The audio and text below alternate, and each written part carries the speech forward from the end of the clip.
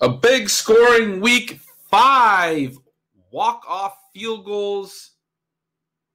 Recapping everything from an exciting week 10. That's what we're going to talk about today on Stealing Bananas. I'm Ben Gretch. You can find Stealing Signals at bengretch.substack.com. With me, as always, is Shawn Siegele. And you can find all of his great work over at RotoViz. Shawn, week 10 was a fun week of football. We have not had a lot of weeks like that. I finished watching the later games and just was like a little bit excited. You know, it wasn't even the best week necessarily for fantasy, for all of our guys, all that kind of stuff. It wasn't like it was, everything went perfect or anything like that. We have some of those weeks sometimes, and those feel great too.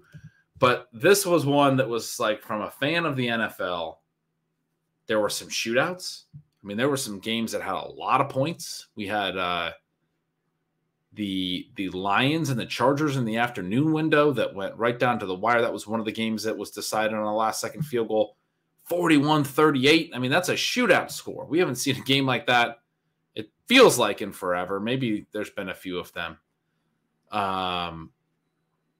Browns-Ravens in the morning, another one decided by a last-minute field goal, give and pull, 33-31. That was a wild game that we're definitely going to talk about. Texans-Bengals, we get the young C.J. Stroud going at it with Joe Burrow, 30-27, 57 total points scored in that game. I mean, some fun game. Seattle and the Commanders in the afternoon. Slow in the first half. Not a lot going on in the first half. Wound up 29-26, went over 50 total points as well. We get Sam Howell doing some fun Sam Howell stuff. Several of these games where, you get the back and forth element, you get a little bit of a shootout, comes down to a field goal at the end. Fun football games, the kind that are entertaining, that are fun to watch. You get that, like I said, that back and forth scoring element in the second half. You get a lot of points riled up. The shootout, right? We talk about that in the DFS world. You're looking for that game that's going to shoot out. Well, I mean, the Commanders-Seahawks, great example. It was 9-9 at the half, but there was 27 total points scored in the fourth quarter alone.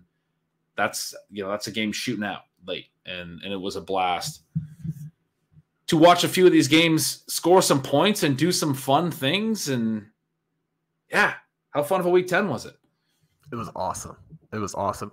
You and we usually chat through various sources on Sunday morning to make sure we have all of our lineups. I actually just straight out called you today because we had a lot of teams that were looking at Jared Goff, Sam Howell, and Joshua Dobbs for the QB position.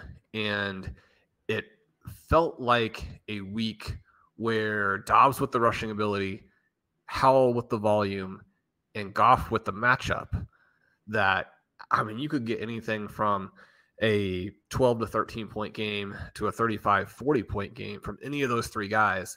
And, depending on the situation within the context of each individual team, we did decide to go in some different directions. Now, the thing that was fun about that, early, I was very excited about Dobbs as our guy because he scored like 25 points in the first half. Unfortunately, the New Orleans Saints didn't really hold up their end of the shootout today, at least until Jameis Winston got in there and did some peak Tampa Bay Buccaneers action for himself. That one was also a little bit frustrating. Then I was so happy when the Saints kicker knocked that 48-yarder down early, because very quickly you're like, okay, well, this game is setting up, so they've got to go for 2 the whole rest of the game. That was our kicker in chasing stolen bananas. So at least he got 1 point in there. And by 1, I mean 4.8. But yeah, very exciting to see the teams in so many situations here that we're counting on score well. The Detroit game, maybe an interesting one to dive into here, as it was the premier shootout of the weekend. If you're playing Jared Goff and playing him a little bit more as a full floor play, because you're worried about these two running backs and they get David Montgomery back, there are the questions about how is this backfield going to break down? Will the running backs just score every touchdown in the game? And they did score the first 3. So that was disconcerting. But Jared Goff ends up going over 300 yards. He throws the 2 touchdowns. Amon-Ra St. Brown gets one of them. he looked completely and totally unstoppable in this game. Yet another performance from him where he can go back and say he's outperforming all these receivers drafted ahead of him. Certainly a game where he justifies his ADP in that 11, 12, 13 range for 2023. And every time that the Chargers pulled back into this game, they were able to go through him, get what they needed. It kind of seemed like the Chargers might be trying to take away Sam LaPorta, who has absolutely dominated teams this season. Now, he did get a key catch late. The Lions actually went for it on fourth down, where if they miss, it's going to be a tie game. They went fourth down deep in Chargers territory, up 38-all, but with enough time that the Chargers would have been able to go down and potentially do what the Seahawks did to the Commanders. Instead, they go for it in a tie game. They get it. That pass to LaPorta. The running back situation was interesting. It's a 12-14 split. It really looked like mostly they were going to go to Gibbs. He gets a couple of short touchdowns, which if you have Gibbs, that's really the cherry on top, because the playmaking from him today, he had a 24-yard reception on top of what he did as a runner, just completely and utterly electric. And it was cool that on one of the drives, he gets them down to the 1, and instead of subbing him out after he's had a couple of splash plays, they let him go ahead and score the touchdown. On another one, they actually have sort of a series of plays down there in the green zone. Not exactly a drop, but fails to catch what would have been a touchdown pass from Jared Goff, which would have been nice to pad Goff's score, but then gets the ball back on the 4th and 1, scores the touchdown. But Ben, the crazy thing in this one is that David Montgomery had a 75-yard touchdown run, which very proud of him, and it's certainly nothing against him. It does make you wonder how many players the Chargers had on the field during a 75 touchdown run. He looked good. I mean, he's got like 4.65 speed. So yeah, but like he can juke people out. We always say he can make moves, but then not get yardage. But when the Lions are blocking everyone on the other team and he makes a couple guys miss, then there's room to run. And, for someone who is just a complete non-factor in fantasy, although in one of our leagues where we had some real problems at the second flex position, we did discuss for a moment playing him with Goff to get that double. Jameson Williams in this one, 2 targets, goes 2 for, I believe it's 18 there. But Ben, he does actually score a touchdown in this game where one of the offensive linemen makes a borderline block way behind the play that had nothing to do with it, didn't in any way impact the play. We kind of talk about that in terms of, obviously if it was a springing block, then you're not going to get the touchdown without that. The penalty was a true penalty. Obviously, you've got to call it. Had nothing to do with the play, so that was a touchdown. But also, he was the guy way down the field using his speed to block on that 75-yard David Montgomery run. I think there have to be some good feelings about him in Detroit now compared to where they were a month ago. And that kind of thing will help you possibly work into it more, kind of like we saw with Quentin Johnston today, who I think you could argue that through 3 quarters had kind of been a disaster, but they keep going to him. He does actually do a few decent things late. Yes, so much there. Quentin Johnston dropped the pass. It could have gone for like a 90-yard TD, but he did get a DPI called on him on the play. And you can kind of tell yourself when you're seeing the slow-mo replays, like maybe it messed up his timing, but man, he should have caught that and he's gone. If he does, he needed that play. You got to catch that play. He picked up like 3 pass interference calls. Yes, so I was just going to say, drew another one a moment later on another deep ball. Then he draws one in the end zone. I sent out a tweet. I was like, he's scored so many points in our, lost fantasy points to DPIs because he would have had 2 huge plays plus a touchdown if you're, would have is a strong concept because it would have meant that he actually makes the play if he's not fouled. Not confident that's the case, but like you said, he did wind up scoring anyway. Made a couple plays. I'm officially seeing a line here with 4 targets and 4 receptions, which is humorous because he also had at least 4 drops. Exactly. But those plays didn't count, so it doesn't matter. The David Montgomery long TD run. Oh, the Jameson Williams play was the other one you mentioned. Yeah, that was a weird one. It was a weird low block was the call. But you said he had the 2 catches for 18 yards. Those very rarely does 2 catches for 18 yards feel great. But when you're, Jameson Williams, you just mentioned with Quentin Johnson, same deal. It was 2 targets. It was 2 catches. He had another touchdown taken off. He didn't have any drops. And the catches were, one of them he went down to the ground and made a nice play on. And it wasn't like a long play, but it was a nice sort of chain moving play. And I was like, is that Jameson Williams? Like, one was key third down conversion. Yeah. Making a reliable catch. Like, that's nice to see. So I was just going to say, on top of the things you were saying, I felt like the 2 for 18 was like a nice little 2 for 18. That was, I mean, look, Shawn, we got to take our wins where we can get them. But no, I thought you broke down that game very well. It was a fun game. It was what these offenses should be, what we want them to be. I think one of the big notes there, and one of the big notes around the NFL, and we need to talk about this a lot more, was that the number 1 wide receivers dominated. Keenan Allen, 11 for 175 and 2. You mentioned Amon-Ra, 8, 156 and 1. We had CeeDee Lamb doing that again today. You haven't seen Sunday Night Football yet. I've only caught the beginning of it, but I know it starts with a lot of Devontae Adams and Garrett Wilson. Spoiler alert for you, Shawn, but there is going to be a lot of that for you in your future. I'm just kind of going through my notes. Washington, Seattle, we got a lot more McLaurin than we did Dotson again this week. Seattle, we got the big guy. We were just talking, you and I, about how we thought JSN started really hot and looked good and looked fired up. And then, late down the stretch, a lot of DK Metcalf, a lot of Lockett. I feel like we're seeing a lot of this around the league. Oh, another big Mike Evans game. I'm kind of just scrolling through the various games as I think through this, but we're seeing a lot of this around the NFL. Jamar Chase didn't dominate the targets, but he had a long touchdown as well.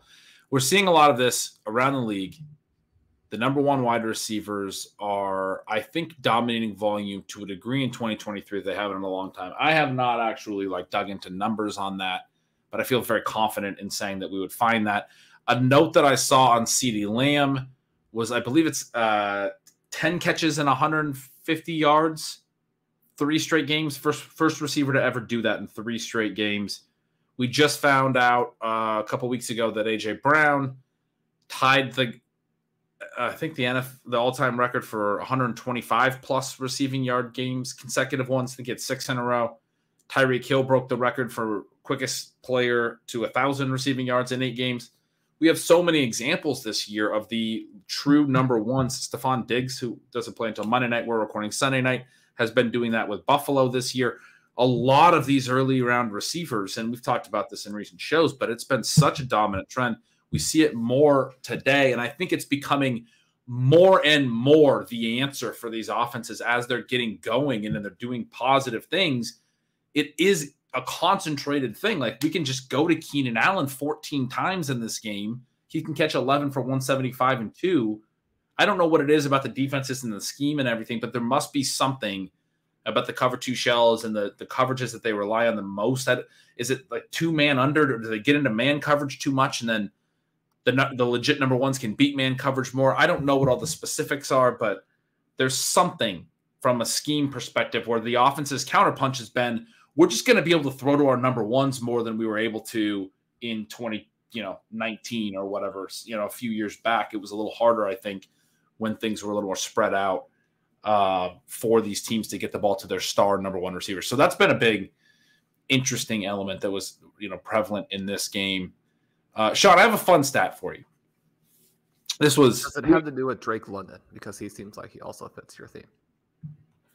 It vaguely has to do with Drake London. It has to do with Drake London's coach. Drake London would fit the theme if he had more than 4 targets today, but he did not. Arthur Smith, we talk about him a lot. Some of the listeners enjoy how much we roast him. Some of the other listeners, maybe not so much. We've been talking about him since last year, Shawn, and the big thing, we had a lot of frustration about him last year, was that you would always point out that he was playing basically for 1-score games. He was trying to just stay in it, shorten the game, reduce possessions, make it this low-scoring 1-score game, and hope to get lucky kind of a thing. And, there's a lot of people have pointed out that he's been better than maybe his talent level or his expectations, because he's had 7-10 records the last 2 years. That 7-10 is a positive. A few weeks back, when he was sitting at 4-3 this year, I tweeted out some stuff about his 2-7-10 seasons and 4-3 to that point. It was a total of an 18-23 record as a head coach at that point, and said that of his 18 wins, only 4 had come by 8 or more points. Of his 23 losses, 16 had come by 8 or more points. We know that one-score losses tend to regress. They're like one-run games in baseball, right? There's different things in different sports, but these close games tend to not be as predictive as being able to put teams away. So Arthur Smith had 4 times as many losses by 8 or more points as he had wins by 8 or more points, but an 18-23 record that people were mentioning was better than maybe it, should have been based on the skill of his team or teams over those multiple years. Put differently, he had 14 wins by 7 or fewer points by 1 win or by 1 score. 7 losses at that point by 1 score. So certainly had run hot. Maybe he's just better at that. Maybe he's better at managing 1-score games was sort of the only real counter. But a lot of people have done a lot of great work on that kind of stuff over the years. Our buddy Bill Barnwell at ESPN, I know, has done fantastic stuff with the 1-score games and win-loss records and how they might regress every year. Writes a great column on that. You guys have done awesome work at Rotoviz over the years, looking at like Python Gen Pat and all the point differential and win losses. I remember Rotodoc used to do it back in the day for sure. There's a lot of people that have looked at this type of stuff and shown that this stuff tends to regress, and you can't usually run hot. You can't usually have twice as many wins in 1-score games as losses. The fun stat is, for me, is that Arthur Smith, since talking about all of this, has 3 straight 1-score losses where the whole strategy just to stay in the games is starting to level out a little bit here. Again, he still has just the 4 wins in 44 career games now by 8 or more points. His biggest win in 44 games is 14 points. He's won by 14 twice, 13 once, and 8 once. Those are his 4 big wins of his whole career as a head coach. This is a guy who has run hot on 1-score games that is also now starting to run out a little bit. They play in the easiest division in the NFL, and it's been a bad division the whole time he's coached there. Weak schedule, not playing really dramatic opponents. They lost last week to a quarterback who didn't know half of his teammates' names. They lost this week to Kyler Murray, who looked fantastic, we should also talk about, but a quarterback who hadn't played for a year. And the week prior to that, they lost to the Titans in a 1-score game. The Titans in that game were starting Will Levis in his first career start. I mean, it's not like, I'm not trying to like overstate it, but Arthur Smith's the worst coach in the history of the NFL. And the structure of what the Falcons do is just, won't work. And one of the things that we saw even today in one of the other games that we're pretty fired up about because it was so wild and crazy. But even if you have a defense like the Baltimore Ravens or a defense like the Cleveland Browns, you have to have other parts of that. You've got to have dynamism within your team that allows you to be more than 7-10. You mentioned these 7-10 records, but that's also within a context of playing in the AFC South, which over that time has not been a strong division. I mean, you're basically just saying that the Falcons have a bad team. And one of the things that we wrote about this offseason is it was disconcerting to have the owner talking about what a great position they were in when it was obvious that they planned to go, further down this path. And when you're having some of those close wins and you still don't have confidence enough in your quarterback to keep trying to develop him, I mean, the Falcons really have nowhere that they're going this season. And I think that for some of these divisions that are so close, where you're going is you're going to try and win this year. We've seen that with the Minnesota Vikings making that move for Joshua Dobbs. But in this particular game, they ran for over 180 yards and they threw for 70. And they did almost win. And so if you're looking at this and you are Arthur Smith and the Atlanta Falcons, you're probably saying, if we had just passed it for 50 and run for 200, we would have gotten the victory. Okay. But yeah, just so frustrating to work through what they've done in this game. You have 4 targets for Drake London. You have 5 targets for Kyle Pitts. You had mentioned a couple of weeks ago that they had their first game in which they both went over 75. This is yet another game where they both go under 40. And the whole rest of the team doesn't even combine for 40 more. Right. I mean, they literally threw for 70 yards, and that's across 2 different QBs. And you do like to see Desmond Ridder come in, lead the team to a go-ahead touchdown, use his legs since through the air doesn't really work. They get the benefit of, probably a sort of soft defensive pass interference on Drake London that gives them the chunk of yardage that they needed on that drive to get down there into the red zone where he can make his play. But you contrast that with what's happening on the other side of the field. And even though the Arizona Cardinals came into this game with only the 1 win, they definitely seemed like they were heading in the right direction. It was interesting to watch this team play offense, this contrast between Kyler Murray and Joshua Dobbs, especially with how well Dobbs played in his game for Minnesota. Interesting here, I think, to see the names that are maybe people are going to think about as being a little bit further down the pecking order for the Cardinals. And the Trey McBride and Rondell Moore combined for 17 targets in this one. Michael Wilson and Marquise Brown, only 10. Marquise Brown, a pretty rough game, only the 1 catch. You're probably thinking that maybe Kyler's going to come in and unlock the receivers. It really depends, obviously, on what you're rooting for. We have a lot of Trey McBride, and the fact that he has 8 for 131 and just looks like an absolute monster. It really, and again, I mean, people emerge at on different schedules at different times. But when you think about the athleticism that McBride brings and the track record of production in college, and this is a little bit different than like a Luke Musgrave, for example, where with Musgrave, you got the great athleticism, but there wasn't really hardly any production in the past to go along with that. So if he emerges as a really good tight end at the NFL level, that wouldn't be surprising. But if it took a little bit longer, that wouldn't be surprising either, right? I mean, there's a developmental element to it. The Cardinals just seem like they willingly haven't used this guy for most of a year and a half. And that once they allowed him to start running routes and getting targets, he's so good. He's so good.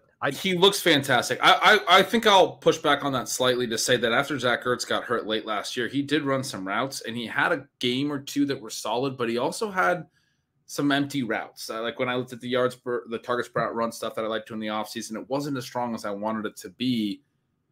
But like you said, that's not always – I mean, the players emerge at different timelines. The way that I was looking at this, I felt like this was – Trey McBride coming into his own. He had a really strong game a couple of weeks ago too, but I wrote about in Stealing Signals. I think 6 of those catches were in the 4th quarter or something like that. It was a garbage time situation. He caught a lot of underneath stuff. He ended up with like 10 catches for 95 yards. This was a game where he had a ball or comes back to a ball, just says, that's my ball, kind of tosses the DB out of the way. I felt like he was playing mean. He was getting up after plays, and he was aggressive. He was competitive in a way that I didn't feel like I saw a lot at the end of last year. Well, but at the same time, in week 17 comfort last season. He did, and he also flashed that athleticism in the preseason this year. And then you come out in week 1, and it's like 15 targets to Zach Ertz, and you're like, what is going on? Yeah. So, In this game, I felt like I saw the perfect combination of like comfort and aggression, of like smoothness and power. Like that's how I would describe great tight ends, like a George Kittle, guys that know where they're going on the field, and then they're going to out physical you when they get there. And McBride played that way the whole time today, from the start of the game to the end. I've seen flashes of that. I have not seen a complete game like this from him anywhere. This was exciting game, I think. This was an exciting game. The peripherals were, for the last sort of 3 weeks combined, were extremely positive. Obviously, some of that is pushed by the big game 2 weeks ago, and then some of it last week is kind of destroyed by the fact that Clayton Tune obviously shouldn't be out there for anything other than, I guess, a 6-inch carry. It was interesting that he was the one used in short yardage there. If you have either Kyler Murray or James Conner, that play is a real gut punch.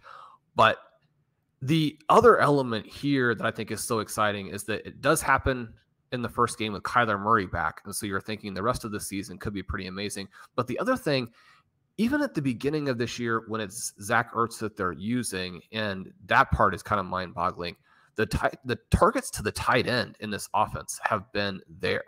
And so as long as something weird doesn't happen, down the line with the specific tight end usage, I mean, it looks like the tight end is going to be the wide receiver one in this offense. And yeah, I mean, if you have Trey McBride on your teams, you're really well set, because 2023 has been interesting. Every single season we come in and say, there are a lot of, deep guys who could end up being the guy. Maybe there are some players in the tight end dead zone who could be the guy. Actually, this year that has been the case. I mean, 2023, you can get tight end production. It hasn't been as barren as it is in many seasons. And yet, if you have a Trey McBride type of performance in your tight end position, or even in your flex, if you have him in addition to Sam LaPorta, which is something that we have on teams, I mean, the level of scoring that he got today will do you in any slot you can put him into. Absolutely. I have one of my home leagues where I played Jahan Dotson over him. I have a note here, Shawn, that Jahan Dotson doesn't look for the ball. I figured out why Jahan Dotson just disappears, because I think he just kind of becomes very lazy and quits playing. I was watching him a lot because we have a team together where we needed some plays from him. Again, spoiler alert, I know you haven't checked the teams yet, but you probably have checked Jahan Dotson's stat line and know that we didn't get what we needed from him. I didn't get what I needed from him in any leagues where I had him.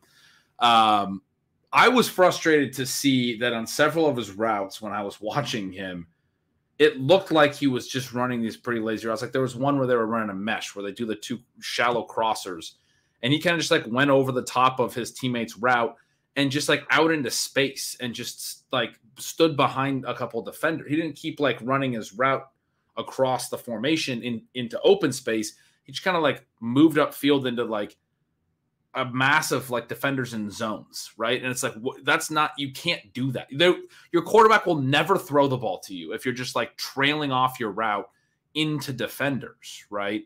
There was he only had one target throughout most of the game, but he got a second target late in the fourth quarter.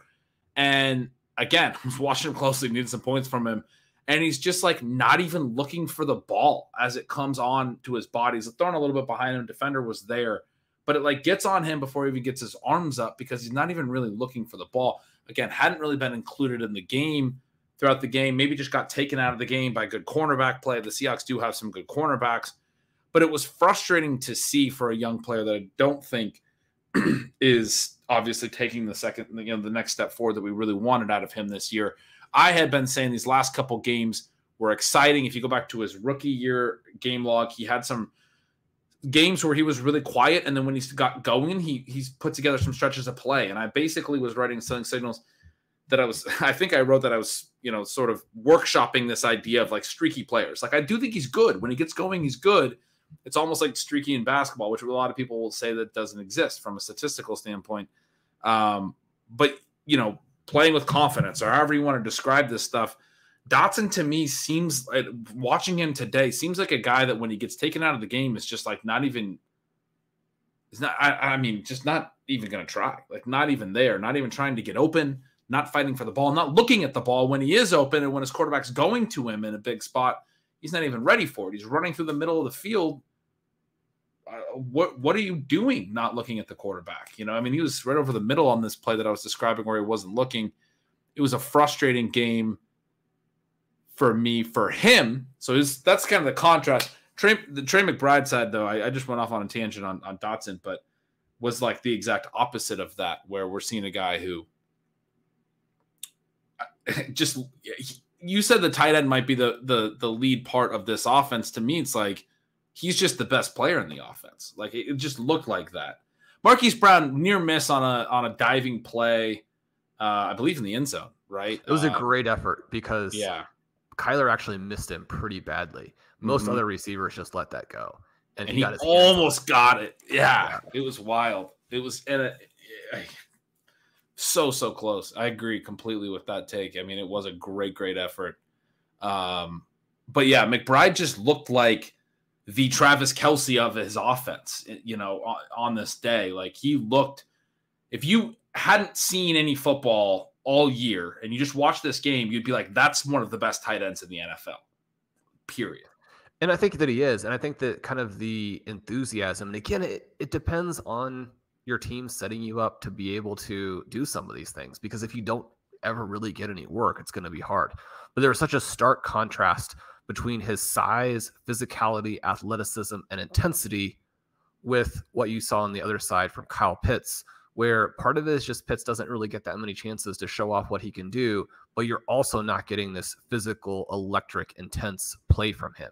And I think that, in his defense, again, we're multiple years into them, more or less using him as one of the weirdest things that came out of last week with the Falcons was that, they had to answer last year about using Kyle Pitts as a decoy.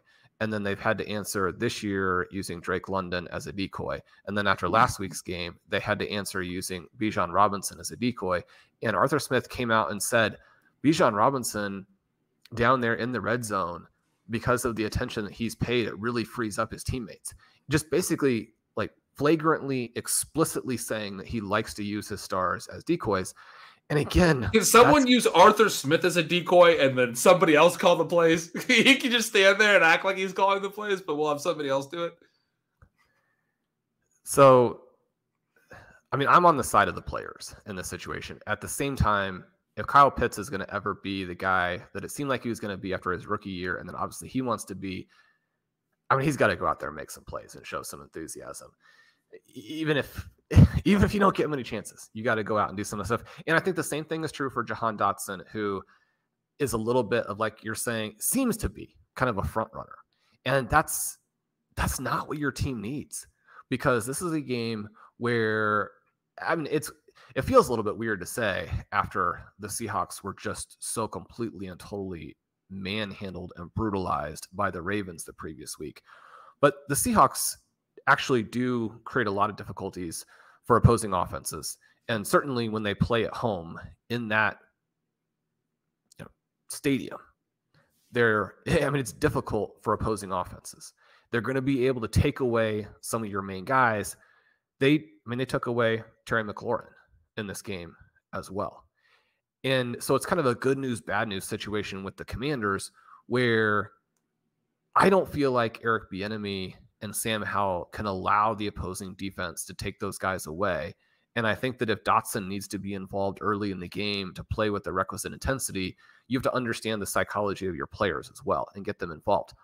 And yet this is a game where those guys get taken away, and Howell is playing on the road against a good pass defense, and he throws 44 times for 312 yards because, number one, they were again able to get the ball out extremely quickly. And so you get a lot of short passes. This is an offense that, again, fantasy managers are going to be very frustrated with, because you get targets to Brian Robinson, Gibson, De'Ami Brown, Logan Thomas, Terry McLaurin, John Bates, Byron Pringle, Curtis Samuel, Alex Armah, Jameson Crowder, and Jahan Dotson. And it's like, take 3 or 4 of those guys off the field, please. Right. And yet, because of these spread formations and the quick passes, they're able to take away some of that pressure. There were a couple of sacks that made a difference, but this is just a 3-sack game where, again, you're saying that's still not great, but it's a lot better than 6 or 7 sacks. No interceptions in this game. Howell did show the intensity with the rushing. Unfortunately, on his kind of big rushing play, he loses the ball right before he gets to the ground. And so that was actually a pretty big dagger for the team. So you can go back to this and say that Sam Howell kind of lost this game like he's lost a few of the other ones. But if you're going to have those guys taken away and you still throw for over 300 yards, and one of the things here is, again, they used both running backs very effectively. Antonio Gibson has the 5 for 42 and 1 as a receiver, which is a beautiful game for him.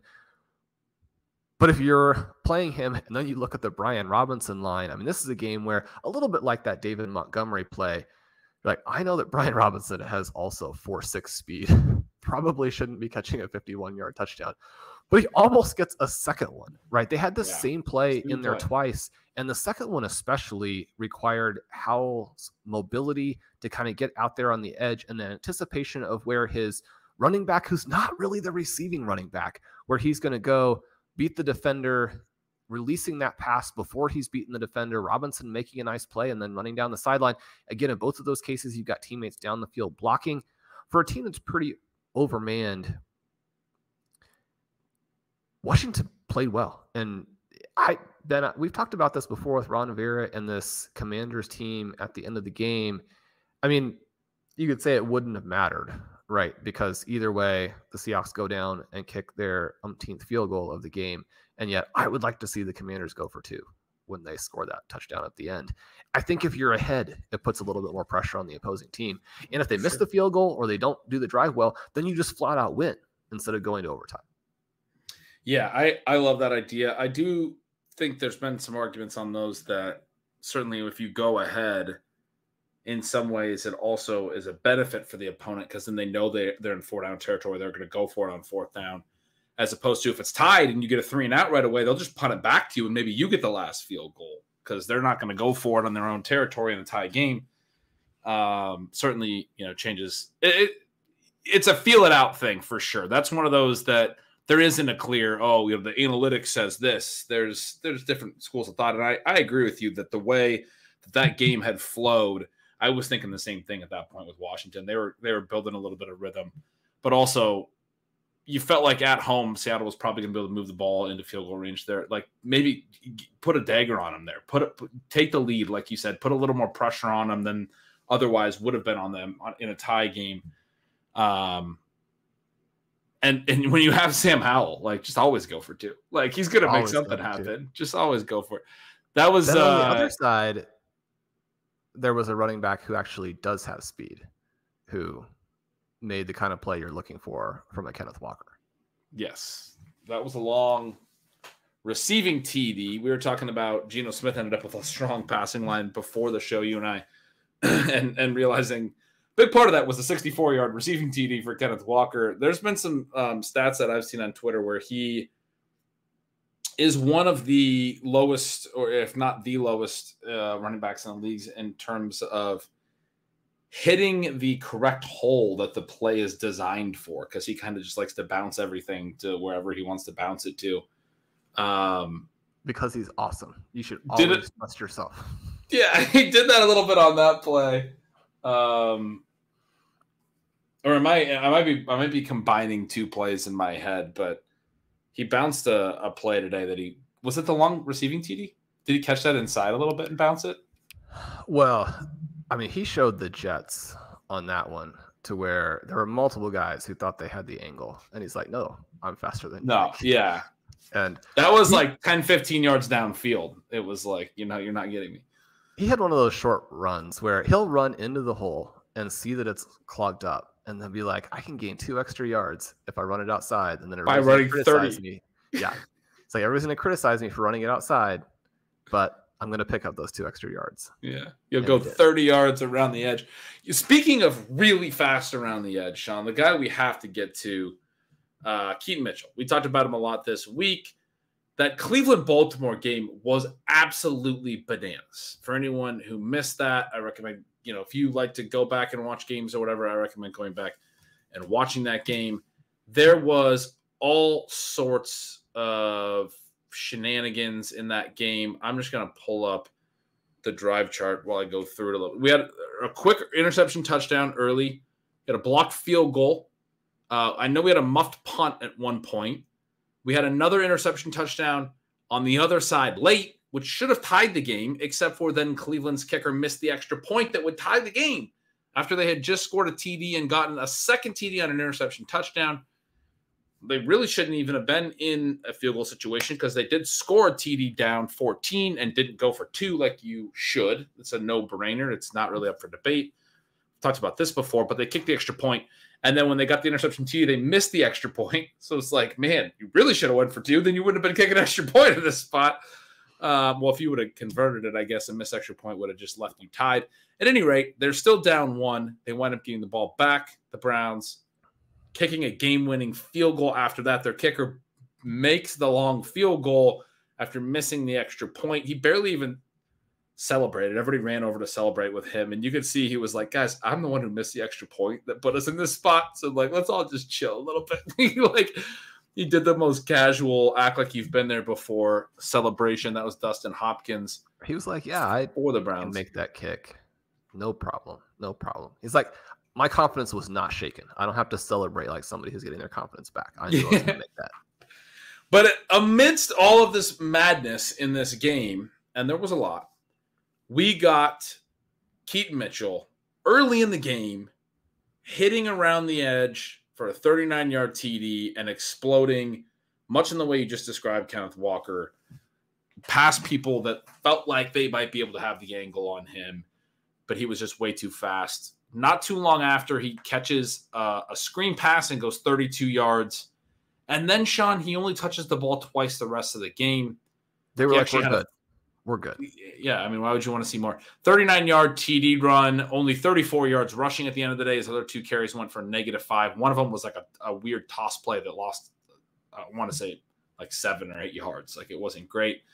They only gave him 4 touches. So it was so funny. We talked about this last week, Sean. I expressed some concern about snap share and all of that. And then once we saw that early TD, I was like, oh my God, he's going to get used a ton. Sean has done it again. He's going to be exactly right that this guy is going to go off and be the superstar that you needed to spend all this money on. In one of our leagues, you bid like $650 to make sure we got him. And we played it. We needed those points. Yeah, we put him in our lineup. But then and it's not that Justice Hill played a ton, because Justice Hill only had 2 touches, although he might have played a lot. Sometimes he plays a lot in the passing game, just doesn't touch the ball. But Gus Edwards, 11 carries, 24 Justice yards. Hill is always out there when they have no intention of using a running back on the play. Right. Like, we're going to get these other 2 guys a break, put Justice Hill in, and we'll throw a weird interception. Yeah, but if that's like 60%, throw a weird interception.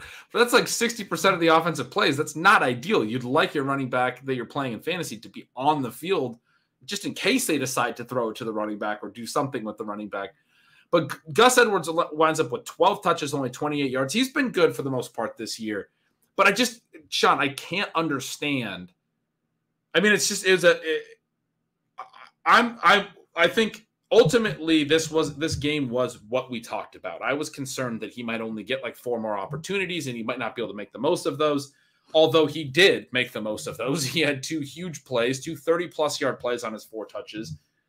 That was the element you were talking about, and we both concluded in our conversation this week, you still definitely want to be adding this guy and trying to have him on your roster to see what happens here, because if he does hit in a great offense like this, it's going to be fantastic.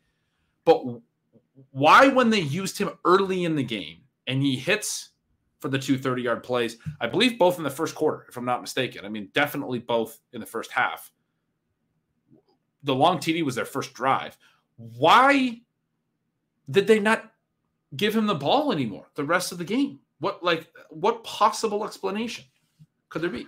Well, in many ways, this is just kind of your weird Baltimore Ravens game where they manage to do stuff that doesn't make sense. And I think that Arthur Smith would be like, I play a lot of 1-score games, but if I had the talent that the Baltimore Ravens have, I wouldn't be losing all the 1-score games that they lose during the course of multiple seasons. Now, I don't think that's true at all. But anyway, my bigger point here is that we were trying to figure out before the show, this was a bizarre game where the Ravens dominated. And, I mean, the only time they trailed was on that final kick, right? They get out to the big lead. They get out to a secondary strong lead. They're up 31-17. They do blow the game from that point. It was also a weird game, in part because they get the defensive touchdown early, in part because they get the big play from Keaton Mitchell that you referenced.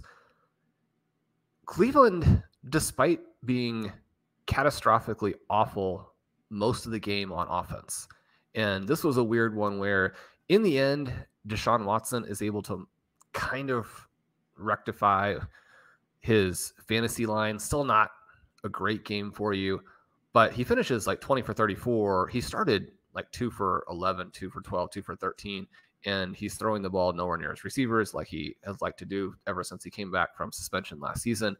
I mean, he looks like a far inferior version of Joshua Dobbs. He looks far worse than Jacoby Brissett looked last year with this team.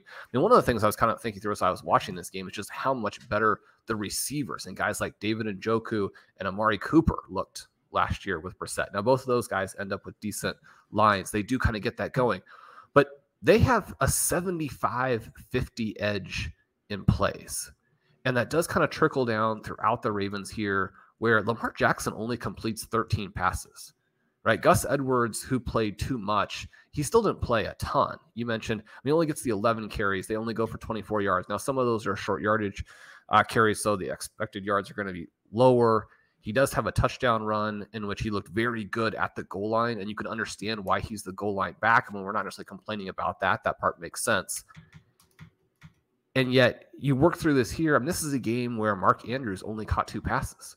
And so if you're playing Mark Andrews, you're also like, why did he not touch the ball more? Like, how are these guys not involved more in the game?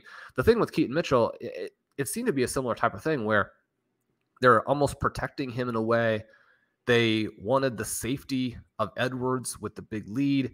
The other thing that was just kind of too bad here is that they used him on something of a wheel route early in the game, and Lamar Jackson throws a perfect pass, and it was going to be a 25-yard touchdown, but he kind of gets unsighted at the last second where the defender gets the hand up, doesn't appear to touch the ball, but Mitchell doesn't touch the ball with either of his hands. It hits him in the chest. And so he clearly didn't see it as it traveled that last little bit.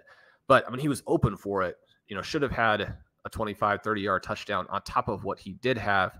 Mm-hmm. You had those 2 negative plays that you referenced. I don't know. I mean, as they look back at this game, I mean, the Baltimore Ravens have to be thinking, okay, we scored the 31 points. We did it against a good Browns defense. Part of it, obviously, you have the defensive touchdown. But the Browns defense deserves a lot of credit in this game because they made a ton of plays despite giving up some plays, despite trailing. You mentioned some of the special teams plays they make. They get the big interception late where Lamar Jackson throws kind of one of his weird passes where it's not like this terrible read, horrible interception, but it gets deflected when it probably shouldn't have been thrown there, deflects up in the air. Browns intercept it, take it back. He threw it off a defensive lineman's helmet. Yeah, not a good pass.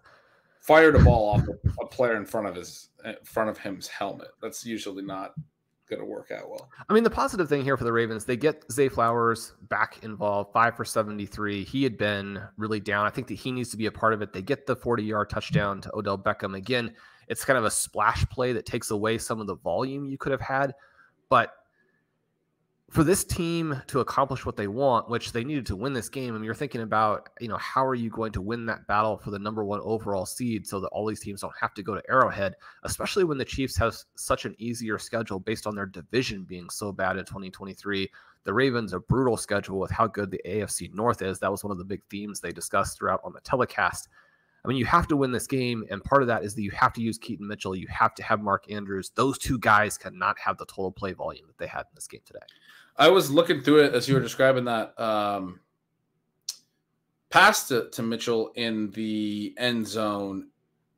That was also by the end of the second drive that the Ravens had on offense. So the first drive, their 5th or 6th play of the game, they give the ball to Keaton Mitchell. He goes 39 yards, touchdown. Oh, hey, end of our first drive because he just scored a touchdown for us. That's great. We don't need to worry about getting him the ball anymore. He scored a touchdown the first time we gave it to him. Second drive, hey, we'll throw him a little screen on the 5th or 6th play of the drive. Oh, 32 yards. Look at that. We're in the red zone almost. Oh, okay. A few plays later, let's throw to him in the end zone. Near touchdown. Oh, we got to kick a field goal here. That was the first 2 drives. That was the involvement of Keaton Mitchell was these 2 huge plays, potentially a third one. And then he doesn't touch the ball again until well into the second quarter. He has that run that I described that was for -7 yards, and then 1 touch in the entire second half. That's it. He has 2 more touches the rest of the game after the first 2 drives. You can't explain to me how he could have 2 30-yard plays, 1 on each of the first 2 drives. 30 yards is the third of the field, Sean. I don't know if you know the math of it, but it's a 100-yard field. So when you have a drive and you have a play that goes a third of the field, that's a lot. That's big. That's important. Usually you would want to try to get that guy involved on every drive. Maybe he'll get you a third of the field every single time. Who knows? Instead, they only tried it twice more the rest of the game. I don't understand. Yeah, I mean, and this is one where their former player, James Prochet, also muffs a punt. And, I mean, there's just there's no excuse for losing this game.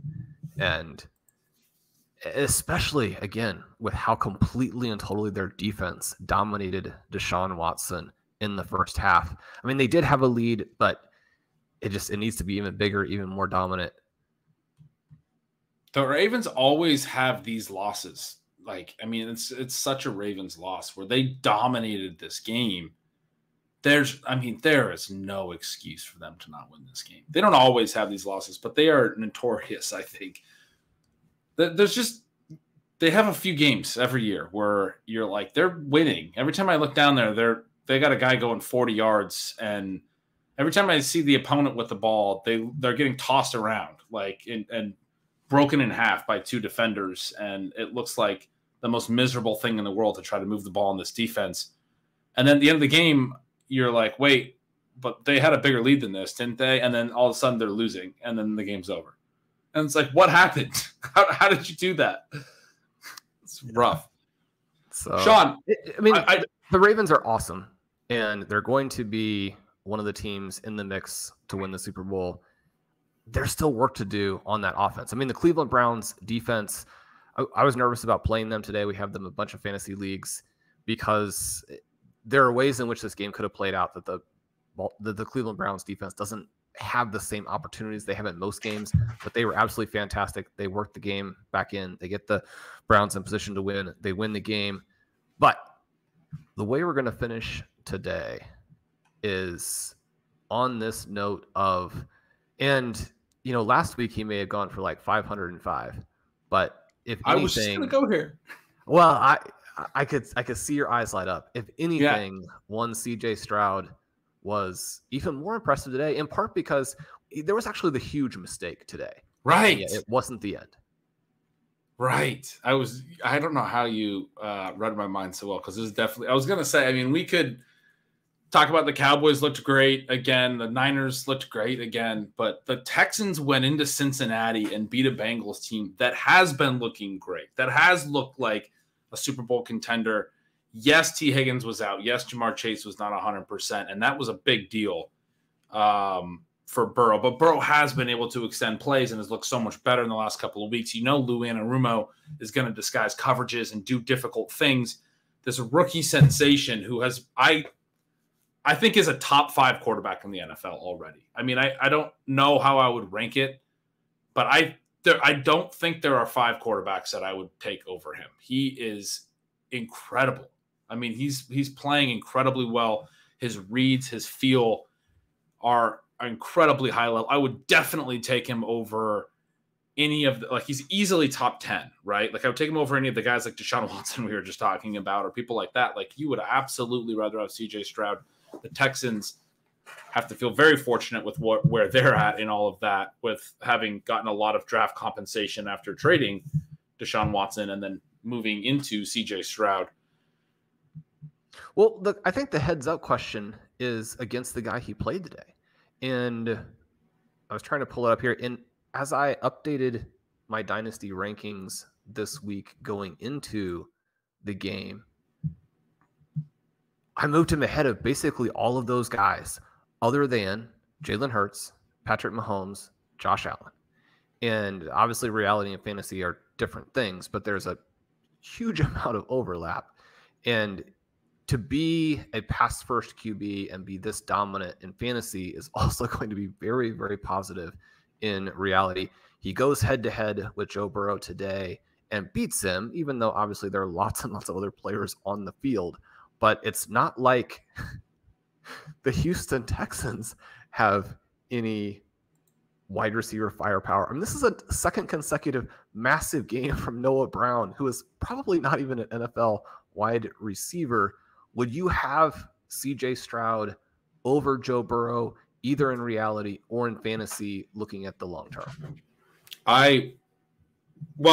For dynasty, probably.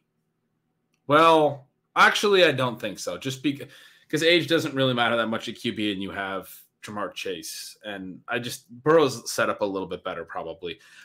For fantasy in dynasty, for fantasy probably just this year, I'd probably have him very even. In terms of like actual like quarterback, like I was saying, top 5 quarterback, that's one. When you said that immediately, I'm like, I probably am still taking Burrow. I think Joe Burrow is incredibly good. At the same time, like to be top 5, there's not a lot of other guys that I could rank higher than him. And the other ones you would have up there, other than Allen, Hurts, Mahomes, Burrow, Herbert, I think I'm taking Stroud. Because the sad thing for Justin Herbert is that, I mean, we just talked about how the Baltimore Ravens frequently lose these games that they seem like they should win. Again, there are a lot of other players on the field, and we're not saying that it's Justin Herbert's fault necessarily, but the Chargers basically always lose. So yeah, it's not Herbert's fault. Herbert's incredibly good, and I'm putting him as the next name off my lips in the discussion for top 5 for a reason. You would have Tua in this discussion, Lamar, obviously, Dak. Trevor Lawrence is one. I'm taking Stroud over Trevor Lawrence. Trevor Lawrence has made a lot of mistakes over the last couple of years. I think he's very good.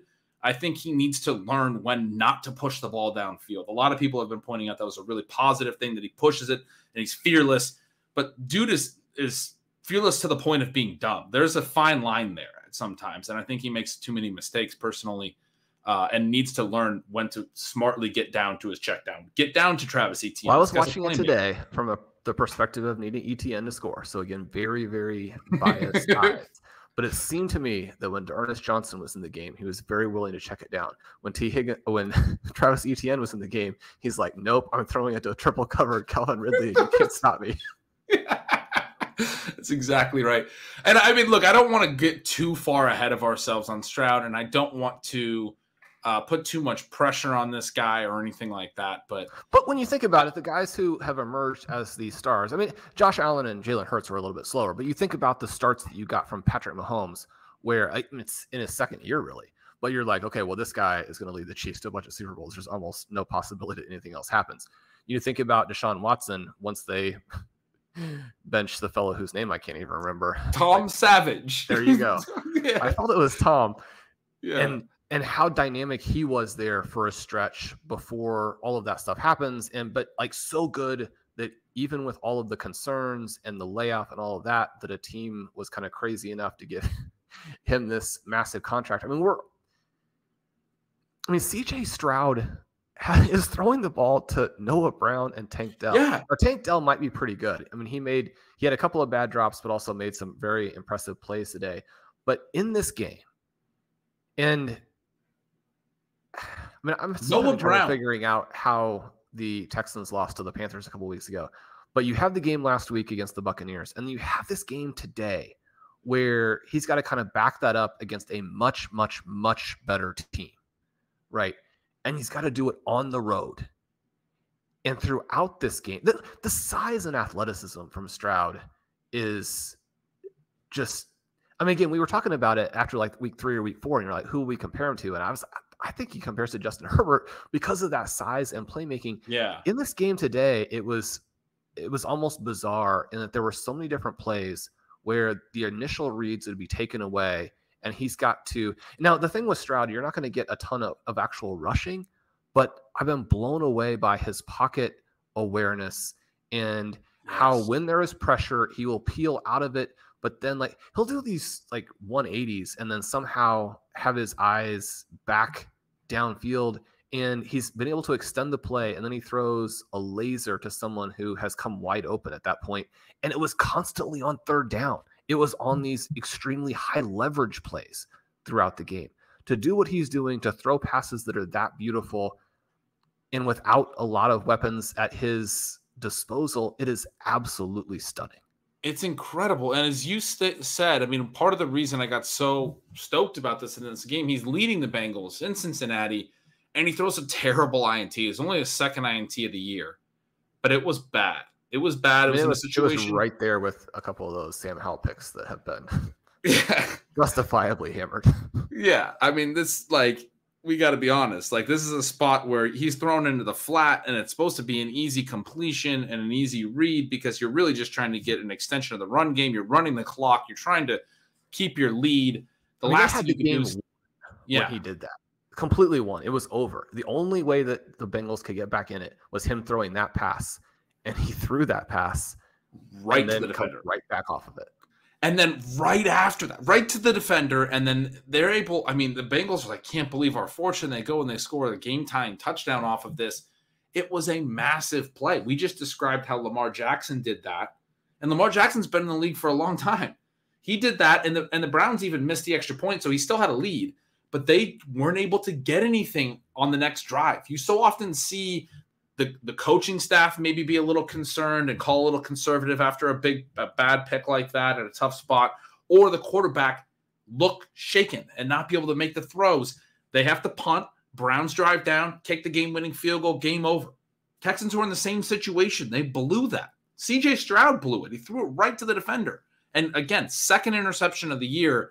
Every other play this guy's made all year has been incredible. So I'm hammering him for that, just almost to be fair, because there's so many glowing things you can say about the way that he's played. I literally just said he's probably already a top 5 quarterback in the NFL. Mistakes are going to happen. He comes back from that and drives them down calmly, easily, like as easy as you like it, against Lou Anarumo's defense. 6 plays, 55 yards, sets up a chip shot 38-yarder. No problem. No, it was absolutely nothing. I mean, the first incomplete pass and a 4-yard gain on the first 2 plays. So then he did have a 3rd and 6 right away. Hits Dalton Schultz for a 25-yard pass down the middle of the field. And then, continues to move the ball into field goal range, hits Noah Brown. And again, to your point, who is he throwing to? He's throwing to Noah Brown. He's throwing to, a cast-off tight end in Dalton Schultz. You mentioned they lost to the Panthers a couple of weeks ago. That's because they played Arthur Smith ball. They only threw 24 passes in that game. They ran 30 times. They were trying to beat the Panthers in a low-scoring game, and instead the Panthers got the last-second field goal on them and beat them 15-13. Their pass rate over expected was terrible. I ripped them in stealing signals. You got to win games with CJ Stroud now. He is that good, and they've gotten back to the pass heaviness since that game. 42 attempts, 39 attempts the last 2 games, and he's thrown for over 800 yards in those 2 games. 470 against the Bucs, 356 today against the Bengals. Absolutely incredible how good this kid is. Again, to your point, Tank Dell might be good. Dalton Schultz may be a little underrated. Whatever. Noah Brown is nothing. I mean, I'm not and he's putting up huge numbers, and I'm not trying to be critical, but he played with Dallas for a long time, and I think Dak Prescott's a good quarterback. I'm not going to hammer him, but there was times when they needed Noah Brown to step up because other receivers were off the field, and he did not put up anything like this. I haven't looked at his game log, but I'm pretty confident the last couple games are the best 2 of his career. Maybe he had 1 or 2 in his whole Dallas tenure, and he ran a lot of routes for a lot of different games with the Cowboys. There was a lot of weeks in stealing signals when I had to talk about him because he was an 80% route share. He's been involved. He's not a good enough play. And that was at a time when CeeDee Lamb was inconsistent. And their passing game was inconsistent. It's crazy what he's doing with the guys he's doing and behind the offensive line he's doing. And like you said, his feel for the pocket, the way that he reads things out, it's a veteran. And I'm not trying to say it lightly when I say it's a top 5 quarterback in the NFL right now. There's not a lot of quarterbacks playing at an incredibly high level. That's part of the take. He is. He looks like one of the veterans who has figured out these difficult defenses that everyone else is having a hard time figuring out. I bring up the coming off the interception example against Lamar. There are a lot of other ways you can put him in the situations that he's been in up against other veteran QBs that are good and have shown they're good, but have had some struggles at times in a difficult environment to score in the NFL right now. And he looks better than those guys in comparable situations. He's been very impressive, very, very impressive. There's not really enough you can say about how good he's been. But, man, going into Cincinnati and winning without Nico Collins, who's been really good as well. I mean, if you want to say one guy on their team is a good long-term player, I think Nico Collins has been pretty nice. He's been a solid, big body. When you look at what Noah Brown is doing, I think you have to make the claim that CJ Stroud is doing the same things for Collins that he's doing for Brown. I mean, maybe that's not the case. I mean, Collins has been very good for fantasy.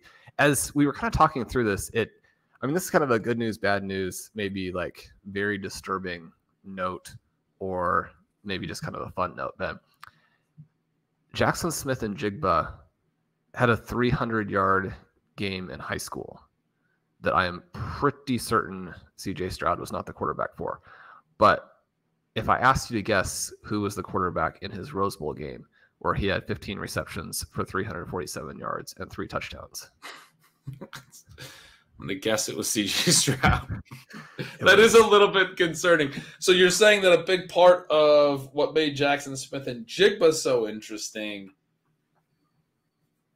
might have not more to do, but maybe more than once thought to do with the quarterback.